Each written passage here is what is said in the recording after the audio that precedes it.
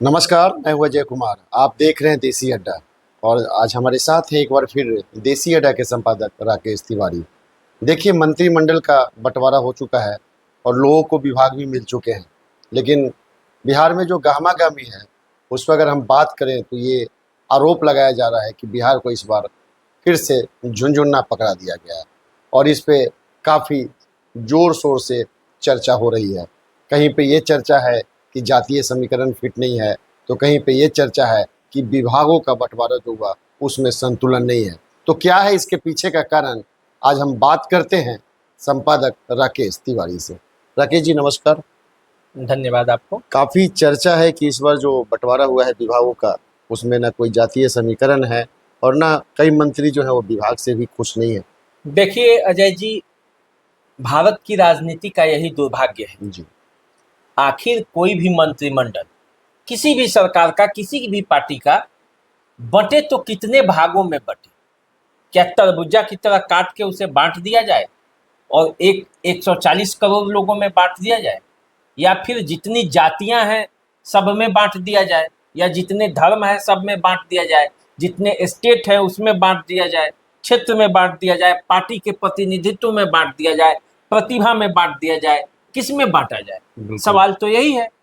क्योंकि धर्म के नाम पर प्रतिनिधित्व होना चाहिए, जाति के नाम पर सबको प्रतिनिधित्व मिलना चाहिए, राज्य के नाम पर मिलना चाहिए। बिहार से कितने मंत्री, उत्तर प्रदेश से कितने मंत्री, तो समझ जाइए कि कितने स्टेट हैं और सब स्टेट से सारे मंत्री को दीजिए तो फिर मंत्रियों की संख्या कितनी होगी, और उस मंत्रियों में जिस राज्य में जितनी जातियां हैं सब जाति का को दीजिए, फिर सारे क्षेत्र को दीजिए। सारण को नहीं मिला तो चंपारण को मिल गया, तो उधर वो क्षेत्र को नहीं मिला तो मिथिलांचल अधूरा रह गया।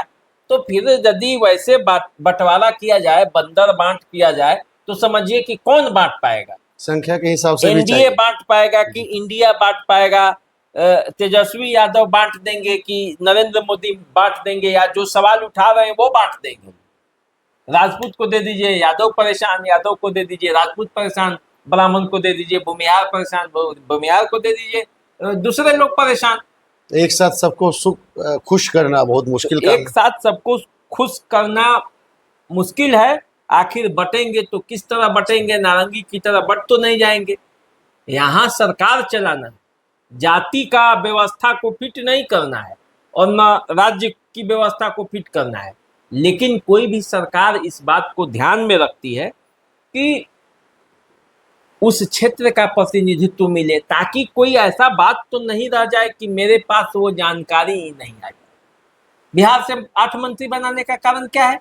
कि बिहार की यदि कोई बातें हैं, उन क्षेत्रों की बात तो होंगी तो वो मंत्रियों के माध्यम से वहां तक पहुंचेगा। इसीलिए न क्षेत्र का प्रतिनिधित्व दिया जाता है। अब फिर जाति का प्रतिनिधित्व देने का मामला भी यही है कि मान लीजिए भूमिहार जाति का किसी को बनाया गया मंत्री, तो भूमिहार जाति में उसका यदि संपर्क ज्यादा है तो वो लोग अपनी बातों को उसके सामने रख सकेंगे। लेकिन आप मुझे बता दीजिए कि जो लोग ये जातिगत और ये आधार पर ही मंत्री की केवल मांग कर रहे हैं, बताइए कि यदि इससे पहले उनके जाति का बना था कि नहीं? तो बना था तो किस जाति के लोगों का अपना कल्याण कर दिया? क्या सारे जाति के लोगों का उद्धार हो गया? बिल्कुल नहीं। कभी नहीं होगा, किसी भी जाति का नहीं होगा। बिल्कुल सही बात। और इस बात पर बड़ा अजीब तरीके का मतलब ये मामला इस बार मंत्रिमंडल के गठन के बाद जिस तरह से लोग सवाल बिहार में खास करके उठा रहे हैं, उसको देखकर ऐसा नहीं तो लगता है। एक बार आप देखेंगे कि चिराग पासवान से एक पत्रकार ने सवाल किया कि आप अपने विभाग से खुश हैं क्या? तो उन्होंने बड़ा अच्छा जवाब दिया और कहा कि विभाग कोई बड़ा छोटा नहीं होता है, काम करने से कोई बड़ा होता है। तो ये वही तो बात है कि काम कर, आखिर मंत्री बनाया जाए तो किसे बनाया जाए? बिल्कुल। कुशवाहा को नहीं बनाया गया, कहा जा रहा है बिहार में। अरे कुशवाहा में 2 लोग जीते हैं, एक विजय लक्ष्मी कुशवाहा और एक संतोष कुशवाहा। संतोष कुशवाहा के चुनाव जीतने के पहले वो नीतीश कुमार और बीजेपी के नाम पर जीते हैं। संतोष कुशवाहा को खड़ा कर दिया जाए तो कितना वोट मिलेगा आपको पता है? विजय लक्ष्मी क्या है? गृहिणी है, घरेलू महिला है, एमपी का फुल फॉर्म भी नहीं बता पाती है। कई इंटरव्यू आप उनका देखिए। किसको बनाया जाए? संतोष कुशवाहा चुनाव हार चुके हैं, उसके बाद कहां से खोज के लाया जाए? उपेंद्र कुशवाहा हैं, तो उपेंद्र फिर पार्टी का भी तो देखना पड़ता है। 240 सीट लेकर आया है, पहले से जो योजनाएं चल रही है उस मंत्री को पता है। आप देखें किस तरह से इस बार नरेंद्र मोदी अपने मंत्रिमंडल बनाने में अटल थे। अटल इस मामले में थे कि वो उन्होंने तय किया, जो तय किया वो बनाया। कहीं से पहले कोई लोग समझौता नहीं दिखा, पहले कोई कह रहा था कि ये हो जाएगा हो तो जाएगा। मोदी जी रूल कर देंगे, तो ब्लैकमेलिंग वो होगा। ब्लैकमेलिंग होगा तो वो होगा। तो जब ब्लैकमेलिंग नहीं हुआ, विभागों का बंटवारा भी हो गया, जिसको जो विभाग देना था प्रधानमंत्री का विशेषाधिकार है उन्होंने दिया, उसमें कोई मनमर्जी किसी की नहीं चली। बंद लिफाफे में उनका नाम गया था, जीतन राम मांझी ने बताया, बंद लिफाफे में विभाग लिख के उनको दे दिया गया। अब वो खोलने के बाद उनको पता चला कि उनको क्या विभाग मिला है। तो एक लीडरशिप की बात होती है, नहीं तो आप जैसे कह रहे हैं कि इसको मंत्री नहीं मिला, जैसे राजपूत और कुशवाहा को लेकर कहा जा रहा है कि ये मंत्री नहीं मिला। अरे 14 में भी 2 मंत्री बने थे, इसमें भी 1 मंत्री बने हैं, इसमें नहीं बना तो क्या वैसा तीर हो गया? आगे बनेगा कोई, आगे योजनाएं होंगी। राजनाथ सिंह मंत्री बने हैं ना कि नहीं बने? बिल्कुल, राजनाथ सिंह भी मंत्री बने। बिहार से एक ब्राह्मण को बनाया गया है, जो उनको तो सतीश चंद्र दुबे को कोयला और खान राज्य मंत्री बने हैं। तो सतीश चंद्र दुबे की बॉन्डिंग वैसी है, वो 14 के चुनाव में एमपी रहने के बाद 19 का चुनाव नहीं लड़े, राज्यसभा से उनको भेजा गया, अभी कोई ब्राह्मण चेहरा भी नहीं था। तो सतीश चंद्र दुबे इतने दिनों से इंतजार कर रहे थे तो उनको मिला, दूसरे को भी मौका मिलेगा, सभी जातियों को मौका मिलेगा। ऐसा नहीं है, इस बार का यदि आप मंत्रिमंडल देखिएगा तो प्रयास पूरा हुआ है कि सबको समाहित किया जाए, लेकिन ऐसा तो हो नहीं सकता कि जितनी जातियां हैं उतने लोगों को एक बिहार से ही मंत्री बना दिया जाए। इस 8वें मंत्री में आपको कौन लगता है कि बिहार के लिए सबसे कारगर साबित होंगे? देखिए, 8 मंत्री अपने आप में अपने दायित्वों को लेकर आए हैं, जनता से जीत कर आए हैं, तो ऐसा तो कह नहीं सकते कि ये कारगर साबित होंगे कि नहीं होंगे। सब कारगर हैं, समय कारगर बनाता है। जीतन राम मांझी को लीजिए, उनके पास अनुभव की कमी है, उनके पास अनुभव है, उस अनुभव के आधार पर वो काम करेंगे। क्या गिरिराज सिंह के पास अनुभव की कमी है? कपड़ा मंत्रालय मिला है उनको, अपना अच्छा करेंगे। ललन सिंह पंचायती राज, मत्स्य विभाग, पशुपालन, डेयरी मंत्री, सब विभाग उनके अंतर्गत है। यानी कि ग्रामीण इलाकों से जुड़ा हुआ जो समस्याएं हैं, पंचायती राज, हर गांव गांव तक उसका योजनाओं जा सकता है। मत्स्य पालन और पशुपालन ये विभाग है, डेयरी है, तो बिहार इन क्षेत्रों में अच्छा कर सकता है। यदि जितना विभाग मिला है उसी में अच्छा काम हो जाए तो आप समझिए कि क्या है। नित्यानंद राय गृह राज्य मंत्री हैं, तो गृह का तो राज्य मंत्री बिहार से ही है, पहले भी थे ये, पहले भी थे। अब मलाई दाल नहीं मिला, मलाई खाना थोड़े है कि मलाई खाने के लिए मंत्री बनाया जाएगा। मलाईदार विभाग नहीं मिला, भारी विभाग नहीं मिला। अरे भारी विभाग, जो हल्का विभाग मिला है उसमें तो भारी बन के दिखाइए, उसको भारी कर दीजिए आप, उसको भारी कर दीजिए अपने चरित्र से, अपने कार्यों से, फिर भारी मंत्रालय भी मिलेगा, मजबूरी में देना पड़ेगा। बिल्कुल, आप अपने को भारी बनाइए, सब मिलेगा, हाँ निश्चित रूप से मिलेगा। अब जनता दल यू को 2 मंत्रालय मिला है, अब इसमें भी कई तरह की बातें हो रही, 4 मिलना था नहीं मिला। अरे ये बातें नीतीश कुमार और नरेंद्र मोदी जानते हैं, क्यों नहीं मिला, कैसे नहीं मिला। हम चाहे जितनी भी अटकलें लगा ले बैठ के, लेकिन ये तो तय है ना कि नीतीश कुमार को समझाने की क्षमता हम में अभी नहीं है। बंद कमरे में जो होना था हो चुका। नीतीश कुमार को पॉलिटिक्स बताने की क्षमता हम में नहीं है। नीतीश कुमार बढ़िया से पॉलिटिक्स जानते हैं, अच्छे तरीके से जानते हैं, और तभी तमाम हल्ला हो बुराई करने के बावजूद नीतीश कुमार का पार्टी के लोग उनके नाम पर जीत कर चले आते हैं और मजबूती के साथ उभर कर निकलते हैं।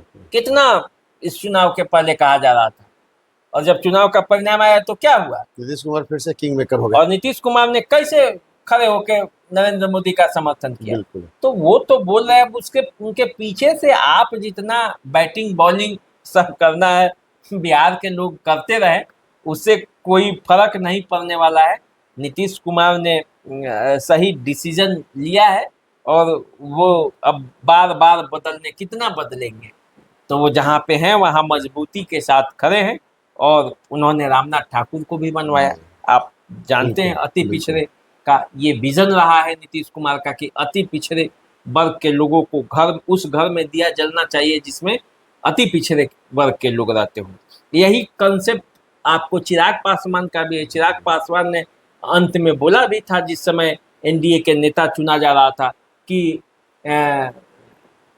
मेरे पिता रामविलास पासवान गरीब अंतिम घर तक दीप नहीं, जलाने रामविलास का जी का नारा था कि हमें उस घर में दिए दिया जलाना जलाना है है जहाँ सदियों से अंधेरा है। अंधेरा है। तो जी। उस बात को बोल के चिराग पासवान ने ये इशारा दे दिया कि मुझे करना क्या है, अपने पिता के रास्ते पर चलना है। अब बात लोग चाहे जो बनाए।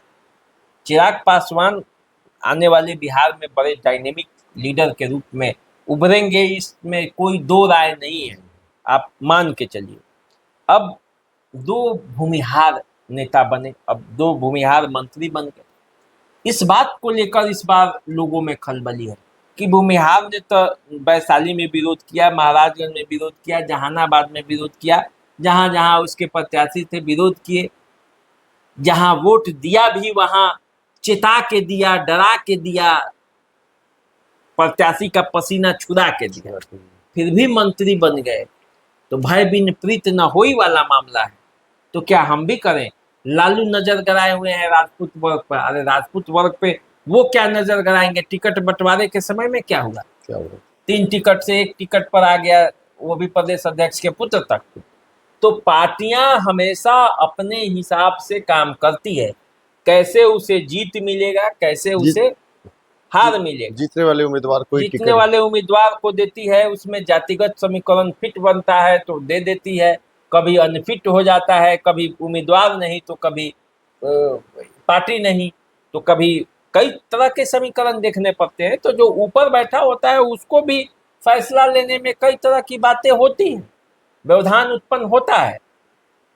उसका मतलब ये नहीं कि प्रयास नहीं किया गया, सबको समाहित करने का प्रयास किया गया। और आप देखेंगे कि इसमें 2 दलित हैं, एक अति पिछड़े वर्ग के भी हैं और एक ब्राह्मण भी है, 2 भूमिहार भी है, एक यादव भी है, एक मल्लाह भी है। अब सोचिए कि कितने वर्ग को समाहित करने का प्रयास किया गया। हाँ, इस बार राजपूत और कुशवाहा नहीं है, तो कुशवाहा तो 2 ही जीते थे इधर से, और दोनों में से आप मामला समझ सकते हैं। बिल्कुल। किसी का वैसा राजनीतिक पकड़ नहीं था, नहीं तो नीतीश कुमार सुनील कुमार को नहीं बना सकते, लेकिन वो देखे गए कि उनसे ज्यादा कारगर रामनाथ ठाकुर है, तो रामनाथ ठाकुर को बनाया गया। ललन सिंह ज्यादा कारगर है, राजनीतिक तिक्रम में, राजनीतिक बाजीगरी में विधानसभा का चुनाव भी है, तो वहां वो जरूरी पड़ेंगे। केंद्र और राज्य के रिश्तों में भी बातचीत, वहां दबाव भी डालना है। अब किसी को बना दिया जाए, उसको कुछ समझ ही नहीं है, तो फिर कैसे होगा? तो मामला ये है, और जिसे समझ है उसे मौके का इंतजार करना चाहिए, धैर्य के साथ रहना पड़ेगा, मौका उसको भी आएगा। क्योंकि आप देखे होंगे कि बीजेपी में आप चाहेंगे कि खरगोश की चाल दौड़ जाए, संभव नहीं है। यहाँ कछुआ के चाल से चलता है लोग, और कछुआ के चाल से चलने वाले को जरूर स्थान प्राप्त होता है। तो अफवाहें और अटकलों का बाजार तो गर्म है मंत्रिमंडल बंटवारा के बाद, लेकिन कोई भी विभाग बड़ा और छोटा नहीं होता है।